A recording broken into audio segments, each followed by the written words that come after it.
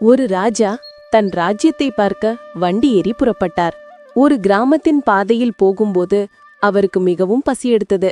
சுற்றி பார்த்தபோது ஒரு பெரிய மரத்தில் நிறைய பழங்கள் தொங்கிக் கொண்டிருந்தன. அந்த மரம் உயரமாக இருந்ததால் ஒரு பழம் கூட அவரால் பறிக்க முடியவில்லை. அப்போது ஒரு மரம் வெட்டுபவன் வந்து நிறைய பழங்களை பறித்து ராஜாவுக்கு கொடுத்தான். அவர் அதை கடகடவென்று தின்றுவிட்டு மரம் வெட்டுபவனுக்கு தங்க நாணயங்களை கொடுத்துவிட்டு அங்கிருந்து சென்றார். இப்படி கிளம்பும்போது அவர், நான் ராஜாவாக இருந்தும் எனக்கு மரம் ஏற தெரியவில்லையே, இது என்ன அவமானம் என்று வருந்தினார். இப்படியே வெகு தூரம் செல்லும்போது வெயில் அவருக்கு சோர்வுடன் தூக்கத்தையும் கொடுக்க ஆரம்பித்தது. மரத்தடியில் படுத்தாலும் அவருக்கு தூக்கம் வரவில்லை. தூரத்தில் ஒரு மரவேலை செய்பவன் தன் தலையில் கட்டியிருந்த துண்டு துணியை விரித்து போட்டு ஆழ்ந்த உறக்கத்தில் இருந்தான். அப்போது ராஜாவுக்கு, அந்த பகவான் இவனுக்கு எவ்வளவு சுகமான தூக்கத்தை அருளியுள்ளார், கல் மண் புல் இவற்றின் மேலேயே ஆழ்ந்து உறங்குகிறானே என்று யோசித்து அவனை அழைத்து, உனக்கு எப்படி இவ்வளவு தூக்கம் வருகிறது?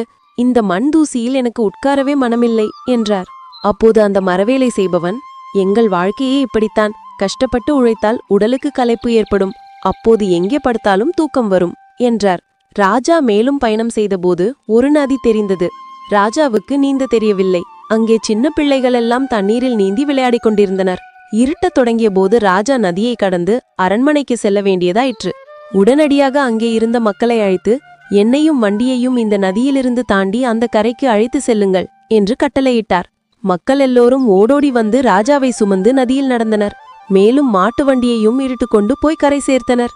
அரண்மனை சேர்ந்த ராஜா தன் மகாராணியை அழைத்து, நான் ராஜா, எனக்கு தெரியாத வித்தையே இல்லை என்று நினைத்திருந்தேன். ஆனால் மரம் ஏறி பழங்களை பறிக்கும் கலை எனக்கு தெரியவில்லை. நான் சுகமான அரண்மனையில் எப்படி வேண்டுமானாலும் தூங்குவேன் என்று நினைத்திருந்தேன். ஆனால் அங்கே ஒருவன் மண்ணின் மேலேயே சுகமாக படுத்திருந்தான். எனக்கு அங்கே தூக்கமே வரவில்லை. நீந்தி கடக்க எனக்கு தெரியவில்லை. அரண்மனையை விட்டு ஒரு முறையும் வெளியே போகாத நான் இந்த சொத்து செல்வம் பொன் இவற்றிலேயே வாழ்ந்து இதைத்தான் சுகமான வாழ்க்கை என்று நினைத்திருக்கிறேன். நீங்கள் ராஜா என்ற உங்கள் மனப்பான்மையே உங்களுக்கு முள்ளாக இருக்கிறது. நீங்கள் சாதாரணமாக வாழுங்கள், அப்போது எல்லாம் உங்களுக்கு சாத்தியப்படும். குடிமக்கள் மிகவும் கஷ்டத்தில் வாழ்க்கை நடத்துகிறார்கள் என்று உணர்ந்து கொள்ளுங்கள். ராஜாவுக்கு தன் தவறு புரிந்தது. குடிமக்களின் நன்மைக்காக பல வேலைகளை செய்து அவர்களுக்காகவே வாழ்ந்தார்.